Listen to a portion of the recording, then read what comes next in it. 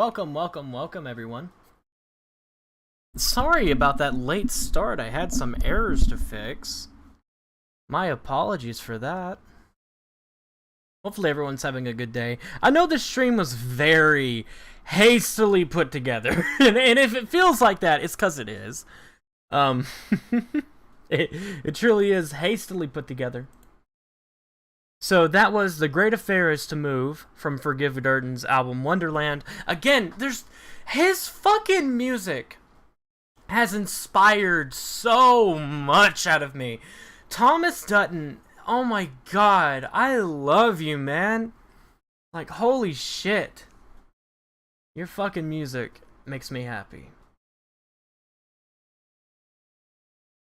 Alright, come on. Wake up. There we go. Hey! So, I'm gonna try this out again.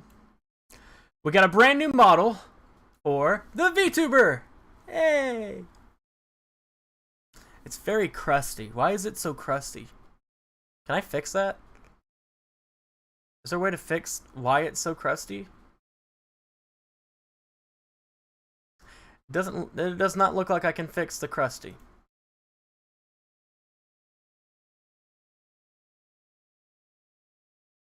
God, that's gross.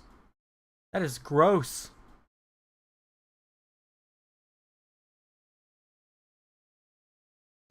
Whatever. Maybe I can put a filter on it real quick. Hold on, let me try to fix this. Is it this that's fucking it up? No. The smoothness? Can I make it smoother? No, that turns him invisible. What the fuck? Oh, whoa. Oh, I'm a spooky ghost now. Oh, fuck. Screw it. This will have to do. This will have to do. Okay, so today we are going to be talking about the game I want to make. Now watch the tracker break. Nah. The actual webcam is actually in the far corner where you can't see it. So I'm going to talk about Journey of a Menace and why it's taking me so long to make this game. And long story short, it's depression. Depression is something that I feel like everyone has to deal with at some point in their life. You know? Yeah. I feel like that's what that game is really going to be about too. It's about escaping a darkness that's within your own very soul.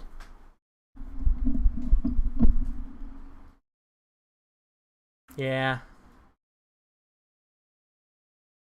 That's just how it is sometimes, you know? Hold on, maybe if I move the camera down a little. My dude's about to have a seizure, by the way.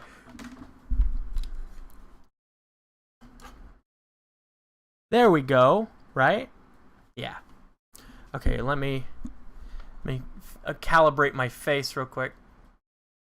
I want to be able to do this. I want to be able to say, "Wow, I can't believe I fucking did it."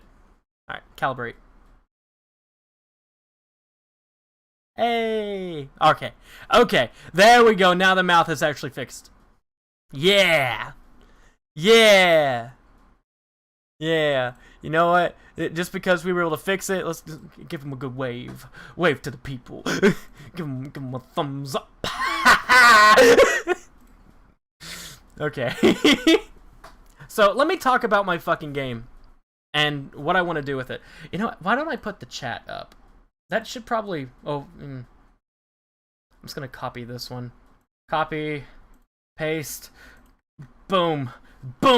There's the chat. Oh, great. Now my dude... Okay. There's the chat. Now you guys can chat alongside me. Boom. I'm not going to read that. That sounds like some kind of racial slur in some different language.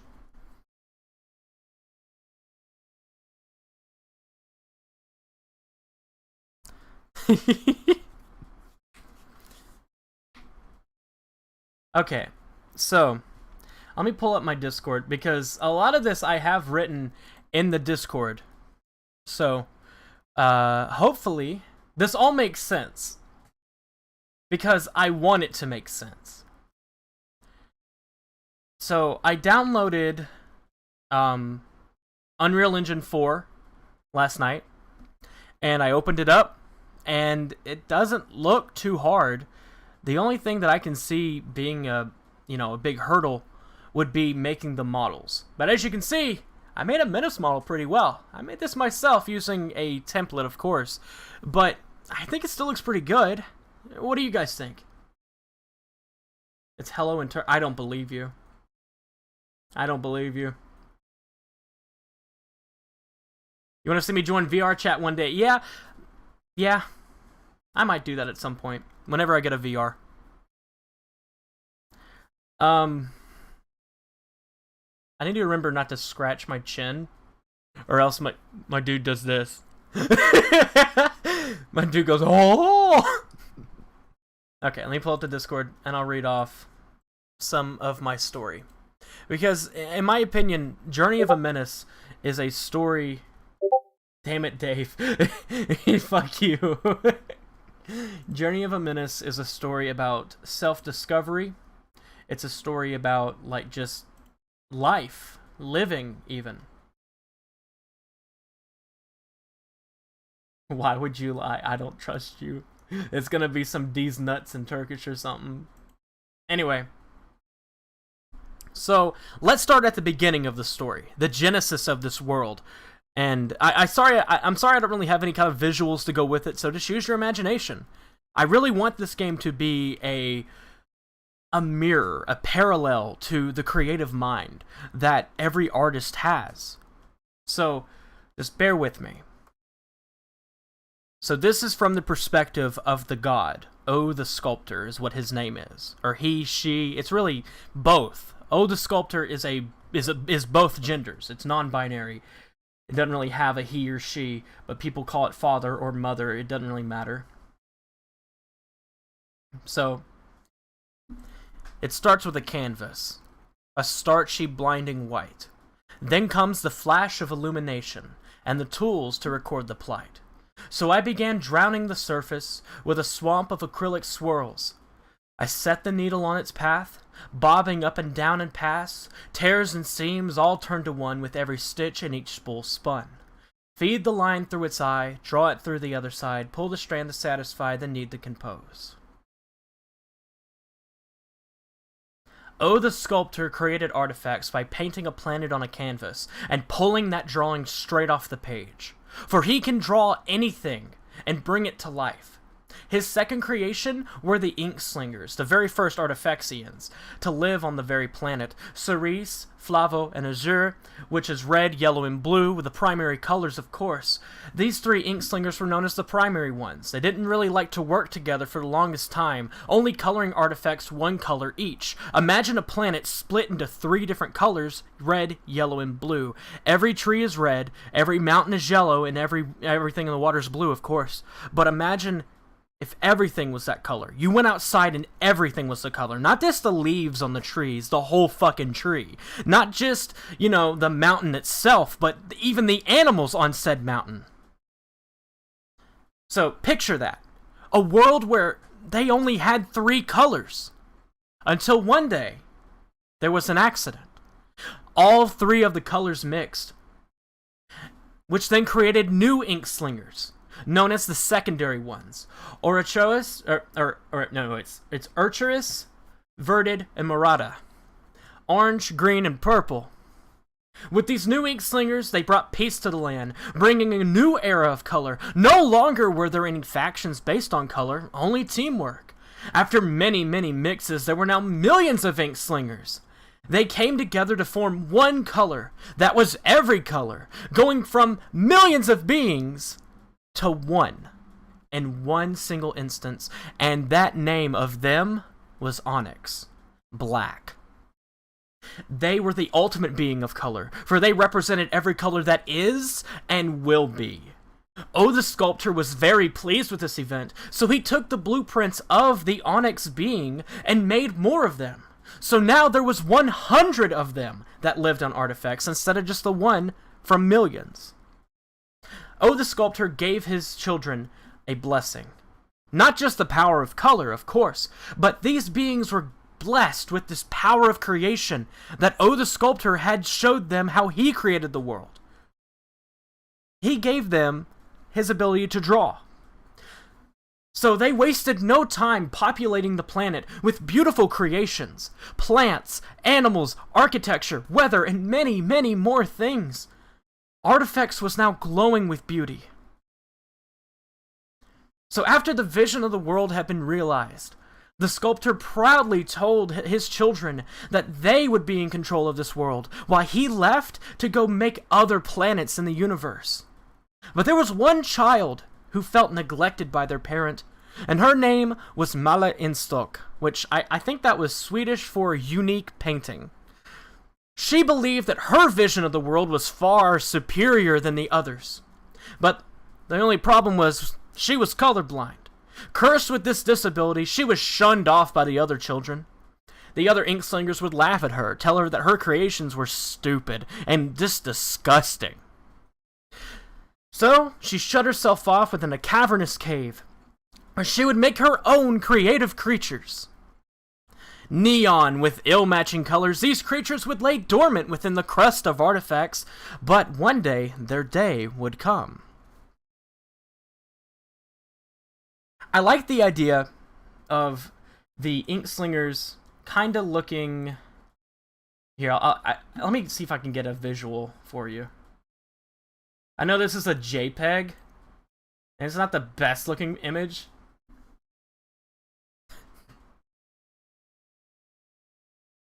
Here, let me get this. I haven't been able to read the chat that whole time. And I just now read the chat and y'all are like, oh, wow, that actually sounds interesting. That feels good. No, don't copy that. Wait, what did this save as? Save as a .png. I've never even heard of that file extension. .jfif. I've never even heard of that, and I'm a computer science major. Anybody in the chat heard of that file extension? Because I sure as fuck haven't. Alright.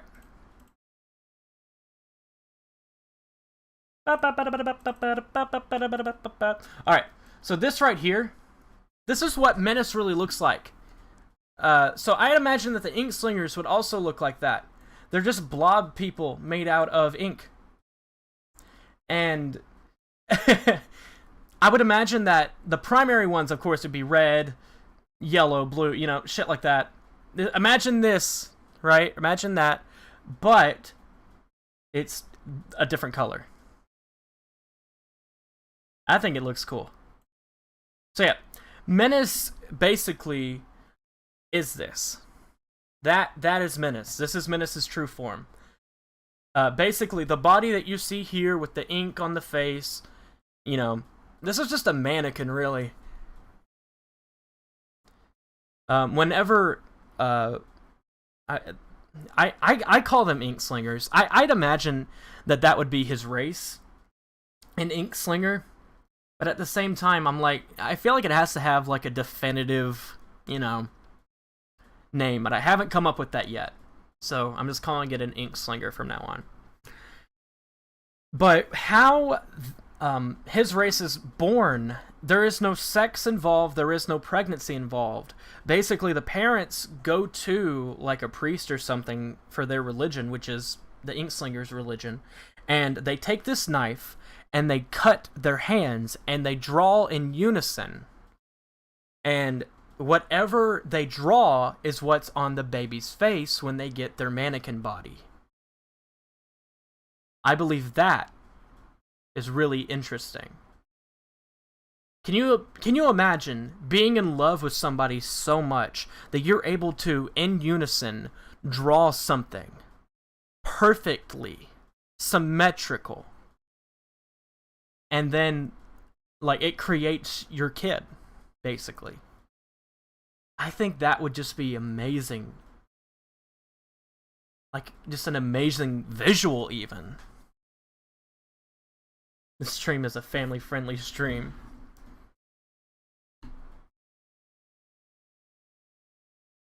Sorry, I took a drink. So, I have, like, done revisions and revisions and revisions of this story many times. This is just the latest version of the Genesis. But let me tell you a little bit about this world. What the fuck is in this world? Why should you give a fuck about this? Why should you care? And I'll even give you what this world is. I'm aiming for it to look like. So let me open this up. This is just, you know, this is just a beta image. Let's call it that. It's a beta image. Ain't no alpha males here. Just a beta image of what I want this map to look like. So this is... God, it's so big. I didn't expect it to be this big. Oh fuck! I'm making things worse for myself. Anyway, let me move over here. So this right here, this is the map of artifacts. These continents actually do have names. So let me read you the names for them real quick. So creating a continent is one. You know, it's pretty hard. I actually created this by taking, like, food coloring and dropping it on a canvas. And I thought that it made it perfect, right? Like, it looks really cool. I like how it looks. So, the very top one is called Laret, which is Norwegian for canvas. It was the first continent created and inhabited by the children of the sculptor. Because they were the paint on the canvas, of course. And then south of Laret is another continent called Soderai. Soderai is Norwegian for southern eye, because it has, like, that little eye in the middle. At least I think. That looks pretty cool. I haven't named these little mismatch islands yet. I don't know what the fuck I'm going to call those yet. But yeah, so mainly because it has a cove in the middle, that's why it's called Soderai. Multiple religious groups of the world of artifacts say that this continent resembles the eye of the sculptor. I think, you know, I feel like a lot of religious people would be like, yeah, that's the reason why it's shaped like that. It's the eye of God.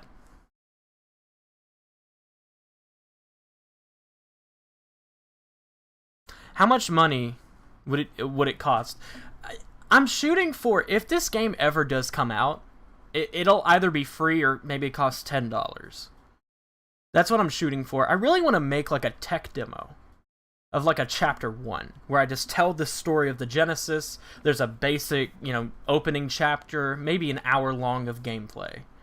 And I want it to be along the realms of maybe Dragon Quest XI. I played that recently, and I loved how it had a stylized art style, but these realistic settings in the world. But I think you could possibly get away with having characters that look drastically different from each other without it being very upsetting. You know what I mean? Without it being very off-putting. There could be a character that's literally a 2D sprite, because if this is a game about art, you have to tackle every aspect of art. There could be a character that looks like a puppet. There could be a character that looks like a claymation even, or an arts and crafts project. Like, it's not just, oh, hey, look at me, I'm a pretty little anime boy. It's, whoa, look at that guy over there. He looks like he's literally made out of 2 sticks and a twig, like 2 sticks and some glue. So I think that you could possibly get away with that. I also had, okay, so Menace has this ability that's been passed down through his bloodline. Menace, his ancestor was the first Onyx, the very first black ink slinger, which is why his ink is black. It's a very rare color nowadays. Most other ink slingers, like his parents, are not black ink. They have either green or orange. Like, you hardly ever see the Onyx ink color anymore. It's a rare breed. And with this power, he was passed down the creation power. And I want to be able to at least let the player make their own OC as one of the party members. I think that would be really fun. Kind of like in Sonic Forces, how you were able to make your own character to fight alongside the main character. What if you were, as Menace in like a later chapter when he learns how to do it, create a character that can just stay with you. And you could change how they look at any point. Because that would be his creation. That would be Menace's OC. Technically. So the only problem with that is, how would you go about doing that? What if the person's OC was very, like, heavily detailed, like a giant dragon? Like, you know, it can't just be like Spore, where you just create a character. It has to be in the realms of, can you make it a preset? So that's the only hurdle that I can feel like, you know, I feel like that's really gonna be one to fucking, you know, go after. What do you guys think of that?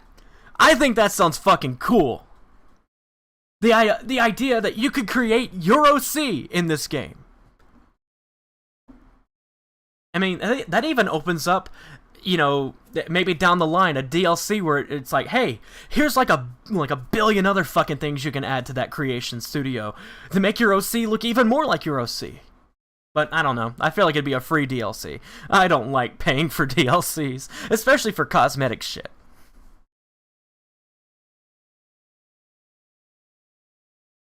Alright, let me get a drink. He made the face! He made the face like I was drinking. Alright.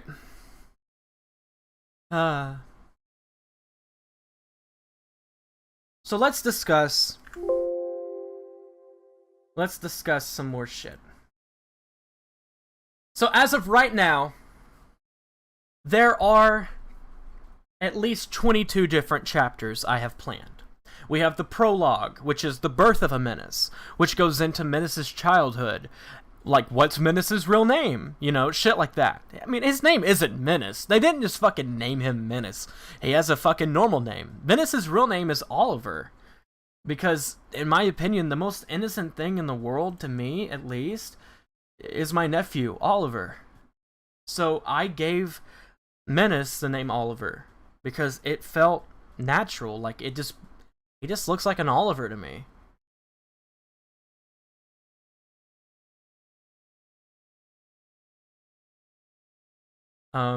Let's see. So then chapter 2 is Ditch Those Roots, where Menace has to completely wipe his mind of his childhood in order to, I guess, stand toe-to-toe with the Nazis that have taken over his town. Basically, there's like these DeviantArt people. They're like DeviantArt Nazis. And they go into every single art style, and they try to pick out people who might have the power of the Onyx. What if there are multiple Ink Slingers that were separated? Because, I mean, there were 100 original Onyxes. So that means that there's descendants of them everywhere, right? So, why wouldn't there be in other places? So they're looking for these 100 descendants to see if they can tap into this potential, and of course, turn it into porn. If you had the ability to just create life from your own blood, people would try to make it into porn. Like, for real. Especially if it's DeviantArt, they'd fucking do that. So, the idea with that is, there's a shadow government in the bowels of the DeviantArt city. Imagine, if you would, a chair sitting in a dark room, only lit by a light, like a headlight, just facing down on the chair. You sit in this chair, all you see are these white hands, these gloves, rubbing their hands together, and they wait, patiently, as a bike pump is brought out. And every dollar they throw, another pump is pushed onto you. Until what happens? I'll leave that up to you, what happens. The bowels were intentional. Maybe. Maybe. Yeah. But these people are sick. They are just awful. And that's how Deviant City gets all of its fucking money. It's from these shadow governments that are below the city. So imagine that. Did I miss anything interesting? Yeah, maybe. I don't know. Say hi to Turkey for me. Alright, Chapter 2, Menace in the Mirror. This is where Menace discovers that he hates who he's become. Basically, the DeviantArt Nazis have tasked him to be a Blade Runner-esque character called a Deactivator. Basically, have you guys ever had an OC you just don't draw anymore? Like, you drew them all the time back when you were in middle school. What do you think happened to them? I'll tell you what happened to them. They fucking died. The idea is a Deactivator goes up to your OC that you don't draw anymore, and they just fucking put them out of their misery with one of those cow guns. You know what I mean? They just pop a hole in their fucking head. And where do they put this body, you're asking? They throw it in a giant pit behind the city. This pit is kind of like the one from Inside Out. Everything within it has drained itself of its color. If your OC was bright and colorful, it's dark gray and has no pupils, and a giant hole in its head.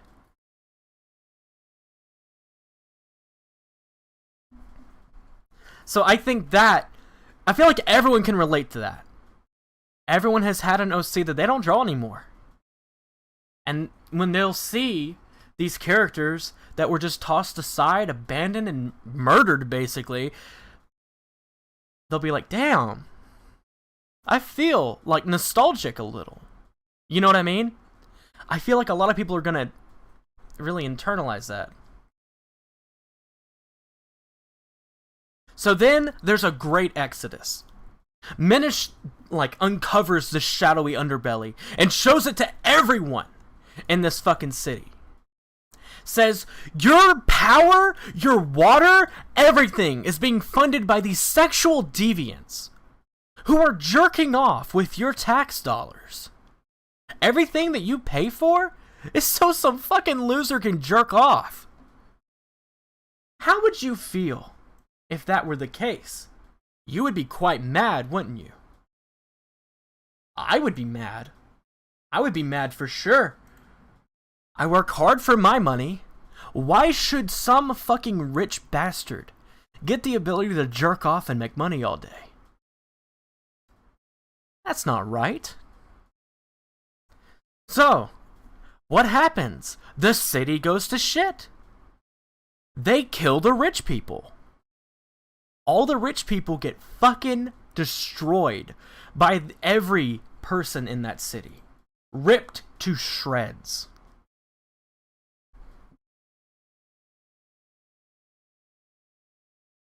Which then leads into the curse of Modor.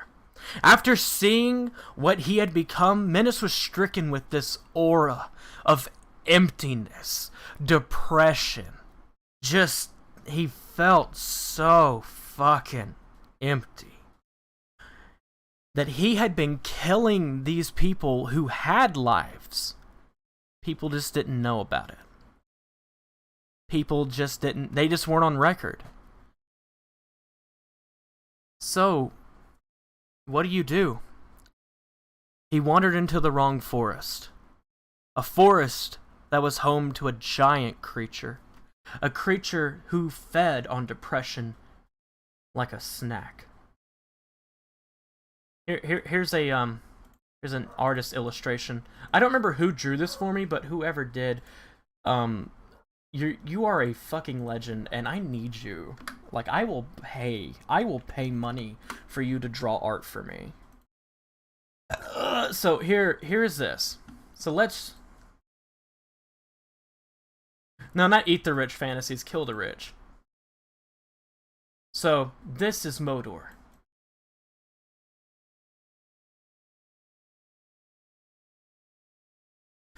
Modor can read your mind and find out what would make you break down the fastest.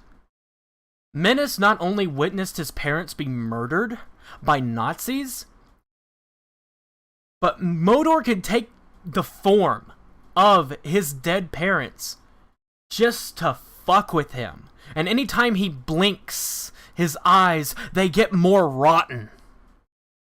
Till they're nothing more than husks. Your depression and your agony, Modor feeds on that. It makes her stronger. And if you look her in the eyes, she'll show you something that will make you fall to your knees and cry pure agony. She can humble the strongest man, for Modor is the goddess of depression. The only way to beat Modor is to learn how to cope with her. There is no kryptonite. You can only learn how to ignore her. Modor not only haunts you, basically, she marks you. Whoever she deems worthy of her gift, she will stab you in the chest, leaving a mark, the Othala rune. One that stands for property. You're her property. If you join her cult, she'll give you everlasting life while in her presence, but you have to get her more victims, man. It's a cycle of abuse based upon religion. Religion brings nothing more than depression. And not only that, more victims. So this chapter is shitting on religion, basically. Shitting on religion, but also revealing that religion is nothing more than a cycle of abuse that leads to more depression. When you're faced with all these rules and tribulations, what do? You have to pray to Modor. You have to make sure she's happy. Why should you give a fuck about what this fucking asshole's doing to you? Like, why would you want to fucking worship something that is so fucking evil, who just wants to just make your life shitty? But also, it's like, oh, I'll give you everlasting life, though. I'll give you everlasting life if you worship me. So you better do it, or else you're gonna die.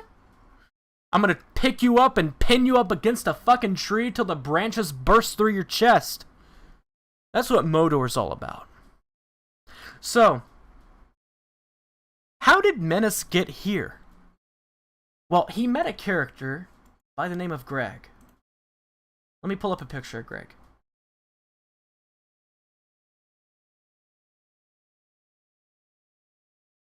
I know I have one here somewhere.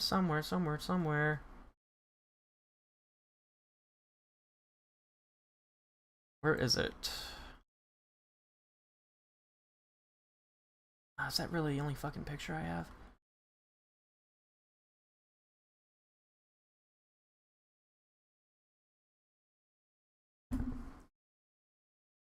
Hold on. I know I have a better picture of him somewhere. Give me a sec.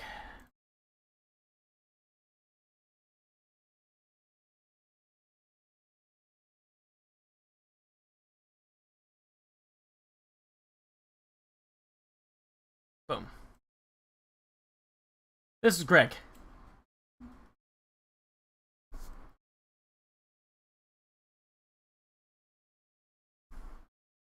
So, this is Greg. His full name is Greg Weiss. Why is his name Weiss? Because that's what that skull represents.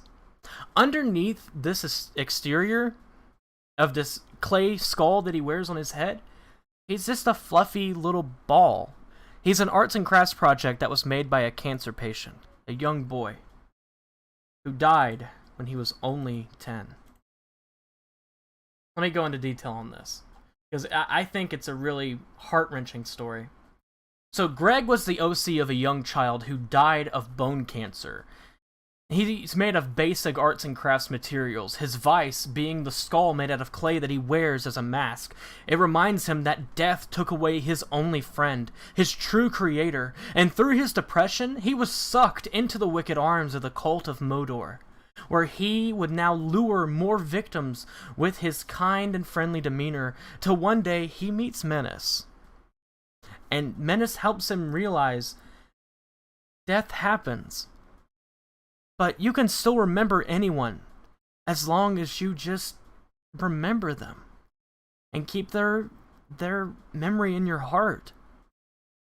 His whole arc is about learning how to cope with death and learning how to cope with loss and grief and just, you know, the loss of a true friend.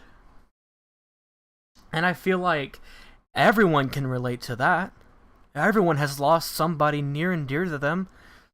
I lost my cousin Taylor to bone cancer in particular. And he used to love drawing stuff all the time. So that's where I got inspiration for Greg. I imagine that a little boy who is like 10 with bone cancer, that's why he made the skull. He feared his own death. And he put his fears and his anxieties into Greg. At least that's how I would put it. Like, I feel like all of that just building up within you. And you had no way of coping with it other than making art. I feel like Greg represents a vent piece of art. Venting. Hey everybody who's just now joining. I'm talking about the game I want to make. I'm talking about the characters. And hopefully you like them. Bet I'll probably have a lot of character development. Yeah. So if you see me looking over here, I'm looking at the chat. If you see me looking over here, I'm looking at my streaming software. So if you're wondering what's going on over here, I have 2 monitors. My nose is itching.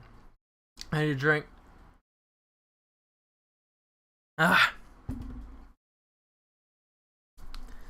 Okay, so that's Greg. Greg is kind of like the very first party member.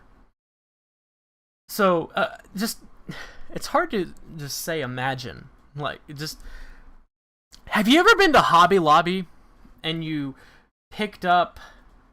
I can actually show you what he's based off of. Because when I was a kid, I didn't really have a lot of money for toys. I would just make my own shit. And, like, you know, there's nothing wrong with that, right? Everybody has different ways of making their own entertainment when they're kids. You know what I mean? Let me see.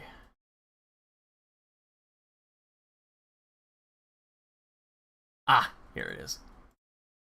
So, I took a picture of these and I put them in the Discord server.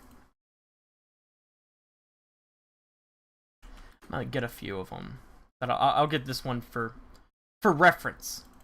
For reference. It's gonna be a pretty big picture, so just hold on, let me shrink it. Oh, or maybe not. Okay. So this is Greg. This is what Greg was based off of. You see the little puff balls, and you see, you know, it's just a puff ball. So imagine that, but it has a clay skull on it. Like, it's made out of Play-Doh. I think that is Greg, you know? But imagine it has, like, googly eyes. You know what I mean? So, that is Greg. Yeah, so when I was a kid, we would just go to Hobby Lobby. We would just make our own fucking toys. If you had the imagination, it could be a little creature, a little fluffy fella. I think, you know, I can relate to it because I lived that. I lived that life. Oh fuck! Wait, that's the wrong thing. Hold on. Oh shit! Oh no! Oh no! Get the dog. All right, the dog's gonna be here for a second until I get the next thing.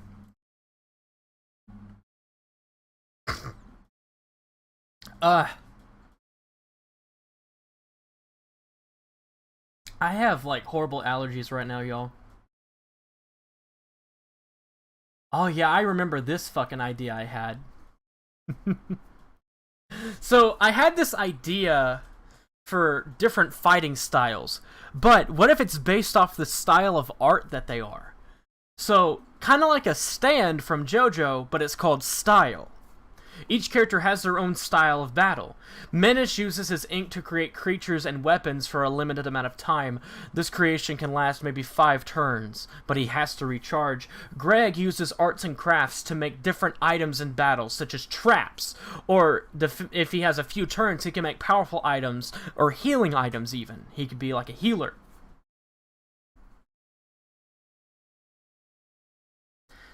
So this also leads into another chapter.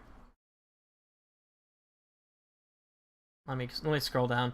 I mean, I'm reading all of my shit that I have written down in my Discord server because I just want to get it out. I need some way to bounce these fucking ideas in my head out, and I just want to not sound like I'm crazy.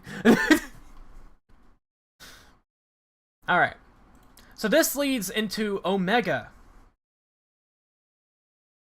Omega is one of my favorite characters, honestly. I think he looks really cool. So I'm going to put up a picture of Omega back when he was pixel art. So this was the original idea of the party. So keep in mind, this was very, very early on. So the very middle guy in the red shirt, that is Omega. And then there's Greg with him, and then that guy is Alex Redwood, and we'll go into him in just a second. So who is Omega? Cursed with this feeling of not being able to belong within his own grafted caste, Omega seeks out a crowd who can see him for what he truly wants to be, a man. With the courage he gains from his time with Menace, he learns how to become the man he always wanted to be. He always wanted to be in the eyes of his family, and inspires the other Symbolites, which is what his race is called, Symbolites, to gain their own unique genders, as a means of adapting to the newly discovered self-expression that Omega helped them realize that they had all along. The Symbolites are a race of letters on a body that is just gray and boring. Sure, they each have their own color, of course, but they're all boring. They all represent one symbol. There's one for B, X, all the different letters of the Viking alphabet and shit like that. They have to go to the Symbolites to understand what the fuck did Modor put on Menace's chest? This mark. What does it mean? The only way to find out what stuff like that means is the Symbolites. They don't have Wikipedia or dictionary.com. They go to these ancient scholars who are up in the mountains. Yeah, it looks like that one kid from Pokemon. Yeah. Yeah.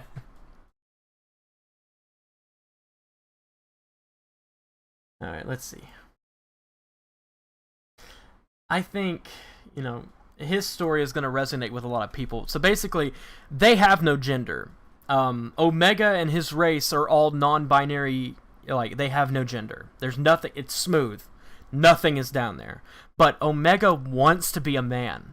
He wants to have a gender. He wants to have pronouns. He wants to be, unique. Instead of just being, oh, he's just a symbol for Omega. He wants to express himself. But his family's like, why the fuck do you want to do that? Why do you do that? That's stupid. We haven't done that at all, ever. Ever. Why are you breaking this? Why are you doing this?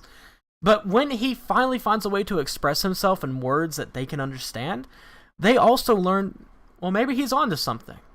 Maybe we should. Because that also brings into point, there are gender-specific languages, especially in Spanish, with O and A. They add O and A at the end of some words to give them certain genders. That makes sense? I think it makes sense. So, after Modor comes Chapter 5, Dusty Roads, where we come across a town that... Shit, I don't even fucking know. It's in the bumfuck nowhere. And then that leads to the mountain in the middle of the cabins, which is this town that is being just fucked over by this coal company. This awful company has polluted their water. Their water went from clear to, gray ever since this coal company moved in. Their air used to be breathable. They all have to wear gas masks just to even survive in this town. So Menace and Greg go up to this fucking place, and they're like, hey, what the fuck are you guys doing? And of course there's a boss battle, you know, yada yada yada. So that leads into Chapter 7, A Change in Climate, where they blow up the fucking coal company. So Menace went from this character who was just murdering these people he was told to murdering people who actually fucking deserve it. At least in his eyes, they do. And then comes Chapter 8, Contagious. After blowing up this fucking coal company, they unleashed a second hole. Remember that hole I mentioned earlier behind DeviantArt City? The one where they're casting aside the dead bodies of OCs that they just needlessly murder? Well, there's a virus that's getting around called the pit disease. And if you get it, you turn gray. And you just dissolve. So, him blowing up this hole created an exit point for these OCs that might have been still alive. Or just mindless zombies at that point. So imagine you're just walking down the street and all of a sudden you see this gray husk of a person. No personality. And then they just come up to you and bite your fucking face off. A true zombie. And then what happens? You also turn gray. And then you fade away from existence. Nobody even remembers who you were. Imagine that. Imagine a virus so deadly it wipes your existence off the fucking planet. The teeniest, tiniest one looks like a Yoshi's Island sprite. Yeah, he is. Greg is. That's what I based him off of, in a way. It's the mouse thing, but I'm changing up his design more because copyright, blah blah blah.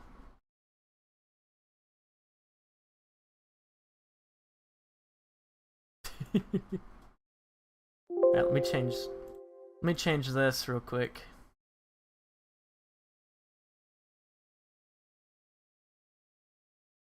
What do I want to put? I just need like a placeholder image for just a sec.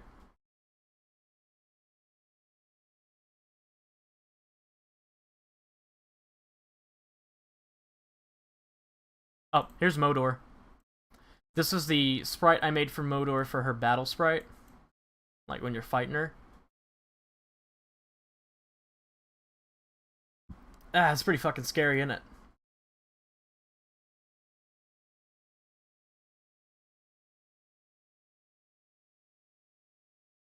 Yeah, keep in mind, we're only at Chapter 8.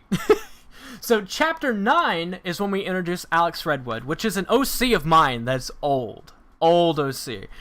Whenever I used to play Minecraft with my cousin, we created a storyline where there were these two brothers.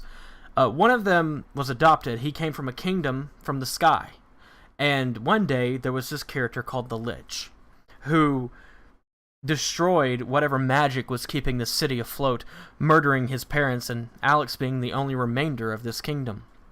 Until Lance found him in their doghouse.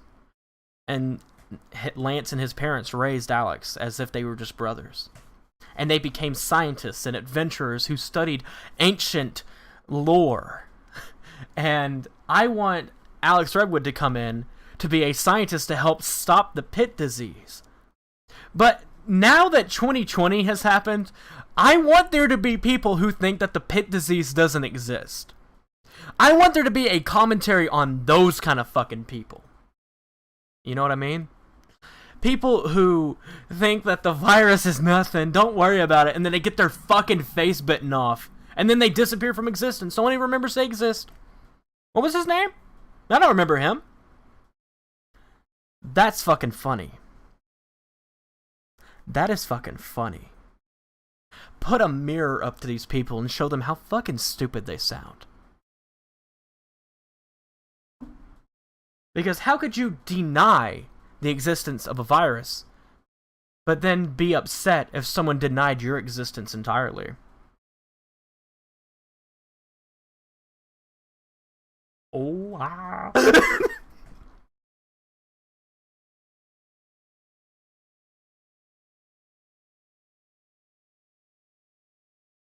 Undertale sprite. That's not even an Undertale sprite. Average liberal.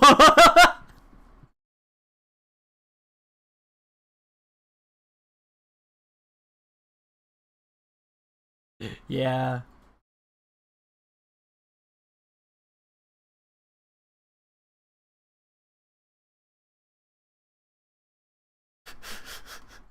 Scam Demi. Nah. Nah. Okay, let me see. Where is... Also, I want Sonichu to be able to be a party member, or at least be in the game. If Chris Chan ever gets out of prison, maybe. Hold on, let me see.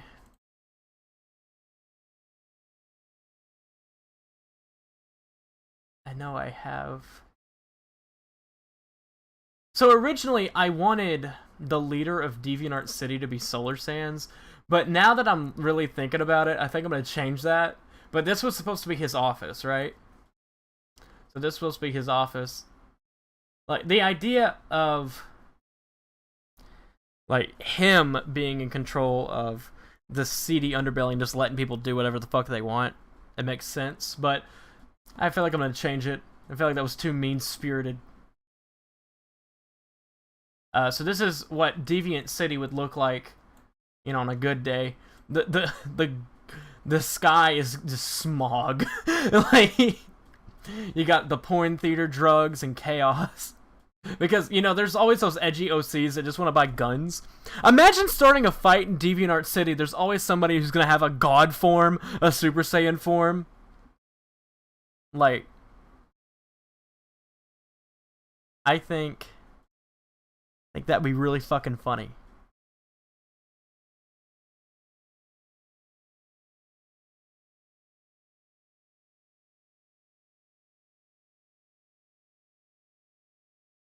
And then originally, this is what I wanted Modor's Forest to look like. Just this long stretch. Again, I was working. He needs a breakthrough cameo. No, he fucking doesn't.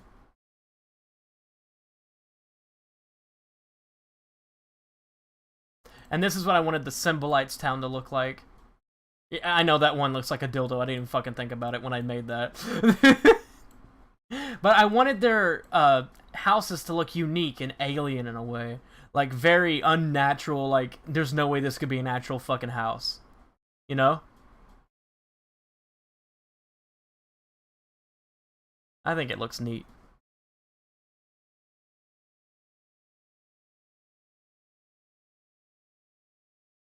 And then this is what Alex Redwood's lab would have looked like.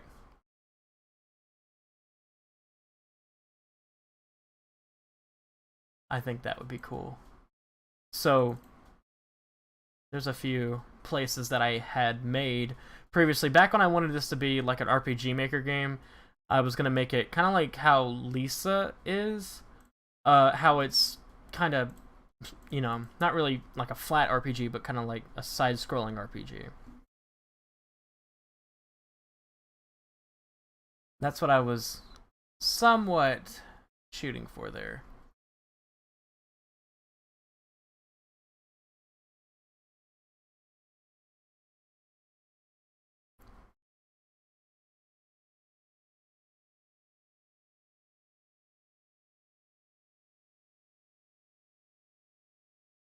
Characters.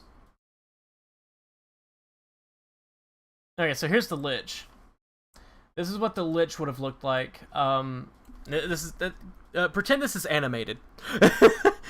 Okay, so the Lich would have been one of the main villains. Basically, he's kind of pulling the strings. There's like a league of villains that are in this world, and they're all connected in a way. Kind of like how there's technically only 7 businesses that run the world. There's only, like, you know, a few bad guys that run this world. And Menace gets a vision from the Sculptor himself, and he says, I am sick of these fucking people who are ruining my planet. I am sick of them. If I were to come back to this planet, I would stomp all of you out like ants. You are a disgrace to creation itself. That is what he would say to these people who are ruining artifacts. People who are taking advantage of artists and using their talents and their ability even for just awful. The Lich from Adventure Time. No! No. He's just... That's just his name. Basically, a Lich is a... Like, kind of like a... He used to be a wizard. And then he turned, like, evil. He turned into, like... He went to, like, necromancy, basically. So he used to be just, like, the average town wizard that everyone went to whenever they had a problem, kind of like a medieval doctor. And he had a crush on Alex Redwood's mom, who then later became the queen, and he was like, man, fuck y'all! I ain't getting cucked. So he just dropped the whole town. He was the one keeping the town afloat, and he didn't want to get cucked. So he destroyed the fucking town and killed the one woman he loved. And then originally, before I was somewhat friends with Spoctor Theory, I had this sprite of him, and he was just supposed to, like, walk in the frame at one point and just barf up a pair of, like, little girl panties. I thought that was just gonna be really funny. He would just go, and just leave. But now we cool, so I ain't gonna do that no more. And then, there was Emerald, my friend Paris. No one ever remembers her, but there's Paris. I did her walking with her little design of her gradient green. Fat Sonic was supposed to appear at one point. Because I think that would have been really funny. I don't know why. But I think it'd be really fucking funny to make Fat Sonic appear. Let's see. Oh, here's the Symbolites. So here were just a few designs I had made for the Symbolites. Of course, you have to have, like, ancient emojis in there, too. So you have, like, the cat face, the you know, equals 3 or whatever. The heart, you know. These are just basic Symbolites.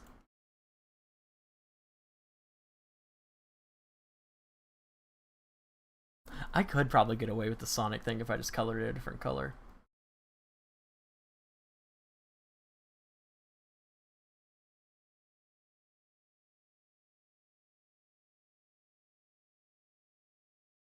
And then these were all of Menace's sprites. So he was supposed to get this backpack at one point, and then that would be his inventory. I don't know. I don't know what I was doing, man. I really love the aesthetic of Mother 3 and Earthbound, and oh my god, you know? That's what I was just mainly thinking, like, damn, I kind of want to do like a Mother, and you know, like a Mother kind of thing.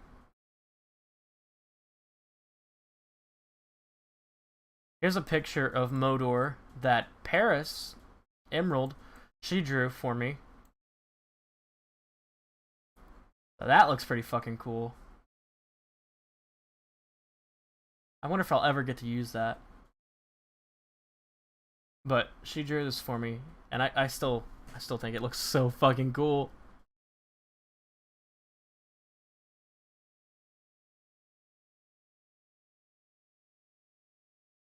Okay, let's continue this story.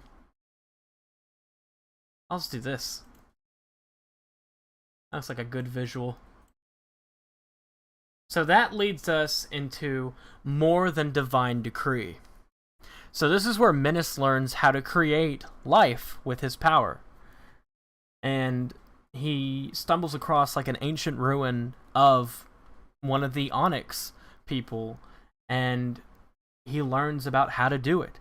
Basically, you have to use your own blood to create life, your own ink. And, of course, you know, he can't really run out of ink because it's like his blood, he gets new ink every day. Kind of like how we get new blood every day. So, I imagine that, you know, maybe if he did it too much, it could possibly cause long-term damage, but, you know, it's like every once in a while, maybe not. Sailing across the serpentining sea. So this is like, I want this to be like a whodunit murder situation where you have to like solve like, who murdered the captain? You know, some shit like that. And then you meet Omega. And his title is I Am Omega. So that's chapter 12. Who are you? It's chapter 13, which is where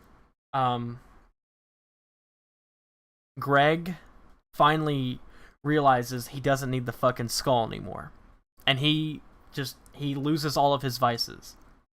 He now just becomes Greg. He's no longer Greg Vice, he's just Greg.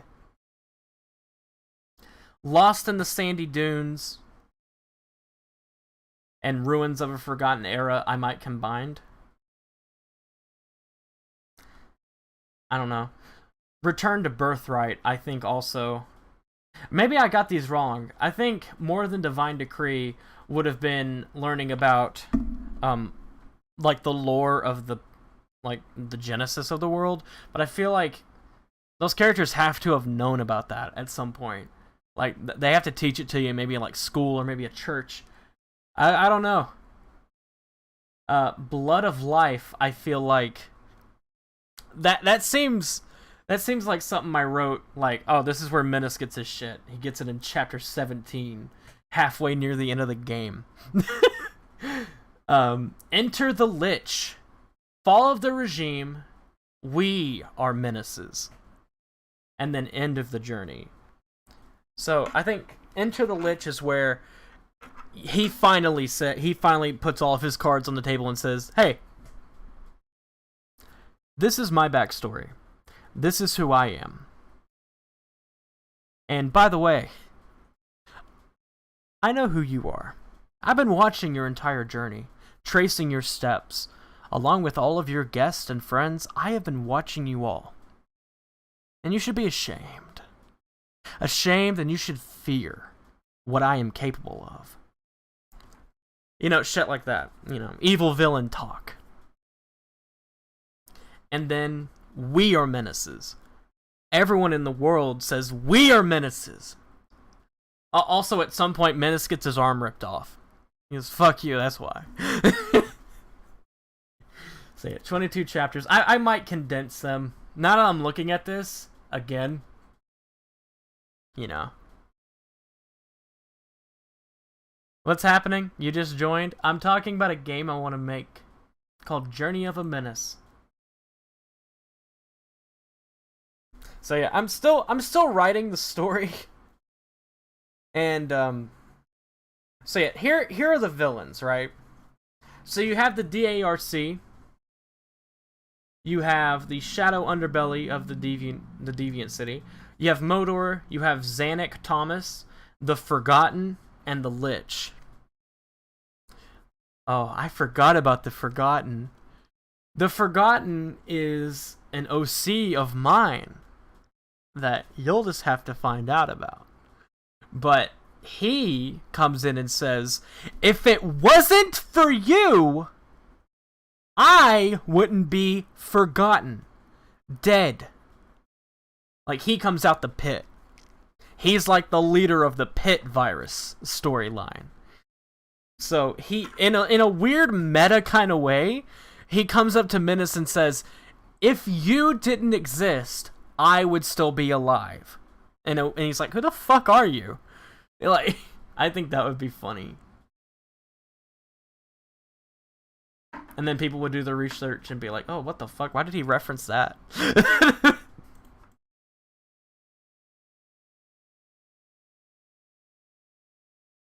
The Forgotten gets forgotten. Like, he's so forgotten, no one even fucking knows who he is. Oh yeah, I made this redesign of Greg, but I don't know if I'm feeling it. Here, let me show you. So I made a redesign of Greg, and I made him 3D because I want this game to be in 3D. But I gave him horns. I don't know if I'm feeling it, man. He looks too menacing feel like that's too, like, it's too detailed for a little 10-year-old boy to have made. I don't know. I feel like he has to look a little bit more cartoony. Or I could just be wrong. What do you guys think? I think he looks cute. He kind of looks like a little Kirby fellow. But I wanted to have like a fur texture to him, because like I showed you, it's a fuzzy ball that he's made out of. Evil Greg. Evil Greg.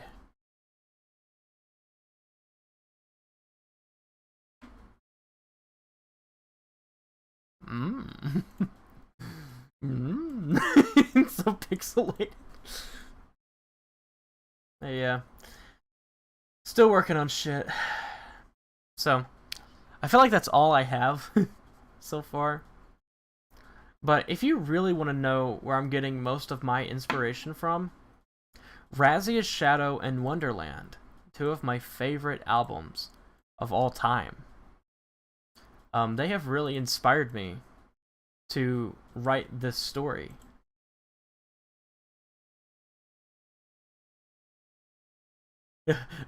He also had a burning hatred for the world. I'd imagine that he has a burning hatred for pharmaceutical companies. Maybe. Maybe that could feed in to like a Greg story. Where he's like, my creator was murdered by the pharmaceutical companies.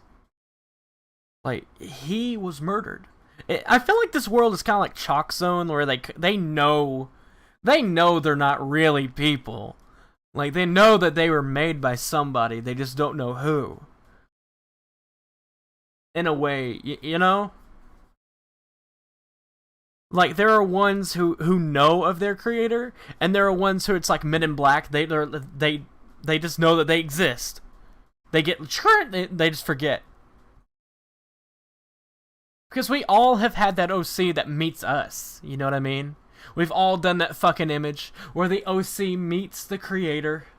So, what if there were OCs that knew who made them, but also ones who were just blind to that fact? Who just think that they just spontaneously existed?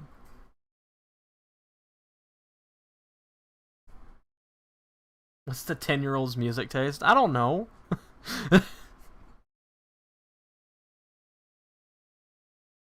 If it's not Eminem, then it's not canon.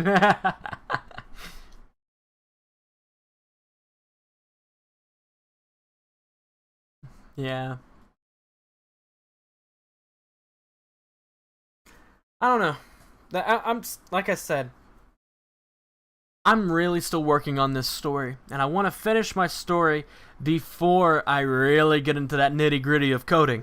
So I think I just want to do chapter 1 first, then I'll finish the story and work on some shit. And then maybe do a Kickstarter, which I probably it won't go anywhere. It won't go anywhere. I just know it. But you know what? A boy can dream.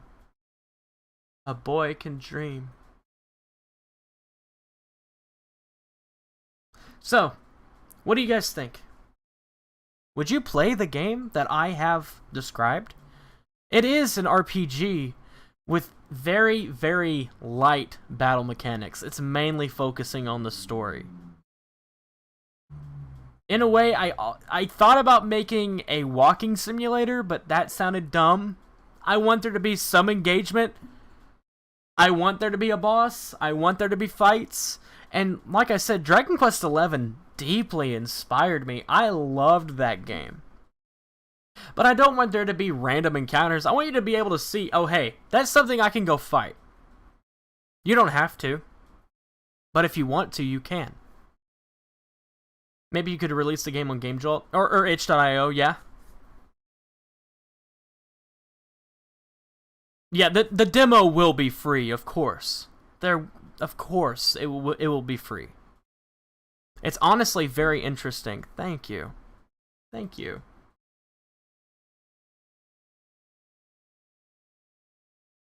You'd play the game? I appreciate that. Because I feel like this game is just something that everyone can, like, relate to, in a way. I don't know why I feel like that, but I just feel like there's at least one character in this game that everyone will love. And I guess it'll be dependent on who plays it. Somebody might love Greg more than Menace. Somebody might love Omega more than Alex. You know, whatever. I didn't even get into his shit. But, I just feel like this game is going to have very, very, like, different interpretations.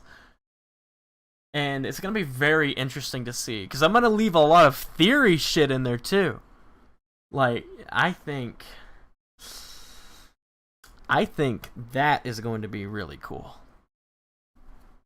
Like, what's up with these carvings and shit? Like, who really were the Ink Slingers? And where did they go? Did they die off? Can Ink Slingers die off? Like, how long ago was the genesis of this world? Was it 100 years? 200 years? 5,000 years? What year does this game take place in? How did they have iPhones? How do they know what the internet is? You know, shit like that. So, it's like, how do you incorporate all that in there, but also keep it in its own universe? So I'm just tossing these ideas back and forth in my head. Like, is this like a chalk zone where they know of their creators? Or is this like... Fuck, I don't even know. I don't even know what to compare it to. They just exist? Is it just their own universe? And how did they get forgotten? How does Greg know about his creator? See, that's the plot. You know, there's these plot holes like that are just eating at me. And it's fucking with me. And I guess the more I'm sitting here thinking about it, I'm like, damn. How does Greg know about his creator?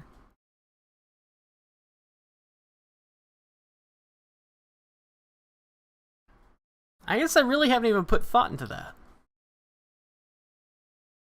Huh.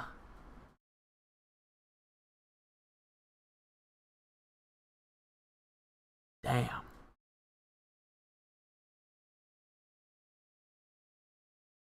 So yeah. Thank you all for tuning in to this stream where I just throw shit at the wall and see what sticks. If you have any ideas, please go on the Discord and put them in the Journey of a Menace channel. Because I'll look at them. If you have any idea for like a side story or a quest even. What if your OC is in the game? What would your storyline for your OC be? Like, I haven't even thought about, like, I mentioned earlier, if there was a character that you could make, what would their fucking story be? Like, could you make your own? Like, how would that mechanic work? How would your character go into it? Menace rambling. Yeah, I do ramble. But how would your character fit into this story, this, you know, already pre-existing story? How would you fit your character in it? And should your character have a story arc? Or should it just be, it's just there? Like, he was just made. And, like for example, let's say if Megby's OC was part of this party. How would Megby's OC's story fit into all of this? Like, fit into all this fucking story? Like, did she just show up like a Skylander? Like, she just... You need a Skylander of the Megby element to enter this area. Like... So yeah. In conclusion, Journey of a Menace is going to come whenever I have the money in order to make this crazy fucking game. This game has been eating at me. It's a dormant dream that I have shelved and stored, shelved and stored, shelved and stored, time and time and time again. And I'm just tired of it. I'm tired of putting it off. I want to make this fucking game. And at one point in my Discord server, we did have an RP channel where I tried to incorporate people's stories into the lore. But people didn't want to fucking do it. How are you supposed to expand this universe with no cooperation?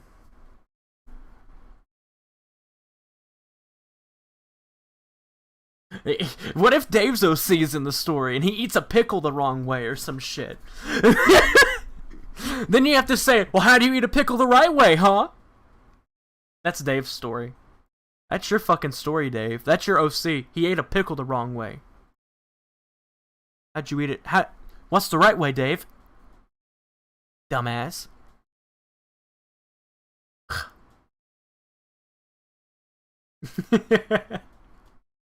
My dude just like twitched. What the fuck was that? VTuber Menaces had a fucking fucking spasm in his neck. Also, it looks like he's like it's like he's in like iron armor. It does take a lot of brainstorming, yeah. I feel like this is why I need a team. I need a team of people. That way, whenever I'm like thinking of shit like this, I can just bounce shit off of instead of having to talk to myself for an hour and 19 minutes.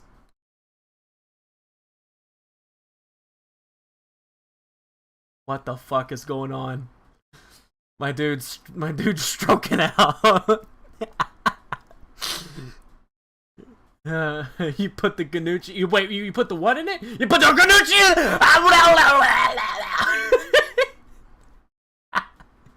in. Oh fuck. Oh fuck. I broke him. Oh fuck. Oh shit. Okay, he's back. I broke him for a second. Okay. Well, thank you all so much for tuning in. Hopefully, you know what? If you have made it this far, what's your favorite part of this story? What about this story really speaks to you? Tell me in the comments below. Who's your favorite character so far that I've told you about? And if you had to change any aspect of it, or if you have an idea of changing it, let me know. Like, if you have a better idea for Omega's story, that you know, it knocks mine out the park, tell me. Just tell me. Like, I'm open to listen and, you know, theorize with people and just discuss, hey, maybe this character shouldn't be doing this. You know, maybe it should be doing this. And of course, credit will, you know, be due to you, of course. My favorite part is where I eat the pickle the wrong way. Oh yeah, I don't know if you've noticed, but the inside of Menace's mouth is now gray. You see? Also, I gave him black fingernails. I just kind of figured that he wouldn't have pink insides, considering that his body is nothing more than a mannequin. Kind of like a synthetic human being. So, I gave this model of Menace gray nipples as well. I don't know why I even gave him nipples. I mean, it's not like his species breastfeeds or anything. I don't know why I gave this model nipples. You'll never see them, by the way. You'll never see this model's nipples. I'm gonna leave you with that. I'm gonna leave you with that. So, leave me a comment. Tell me what your favorite part of this weird fucking story I'm writing is, and how would you improve any of it? Like, please, I want criticism. Please. Please. Alright.